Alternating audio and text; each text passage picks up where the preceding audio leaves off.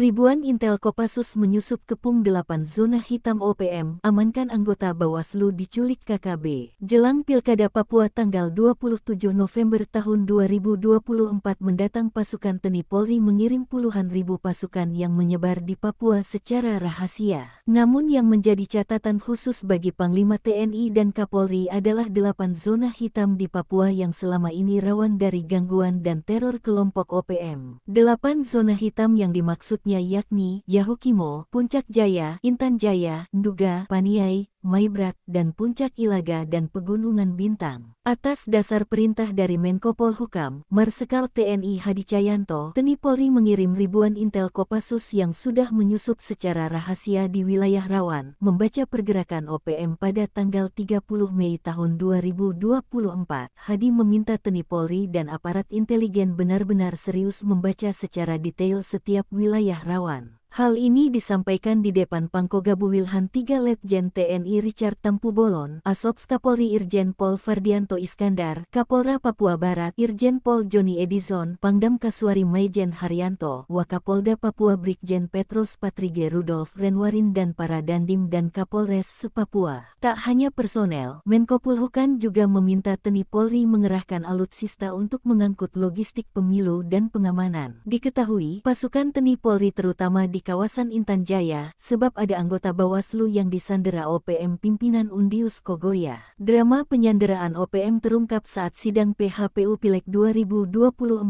yang digelar di MK, Senin tanggal 6 Mei tahun 2024 silam. Pengalaman anggota Badan Pengawas Pemilu Kabupaten Intan Jaya, Papua Tengah, Otnil Tipagau yang disandera bersama pesawat dan para anggota Bawaslu 2 hari menjelang Pilpres Pileg tanggal 14 Februari tahun 2024 itu menjadi peringatan bagi TNI Polri.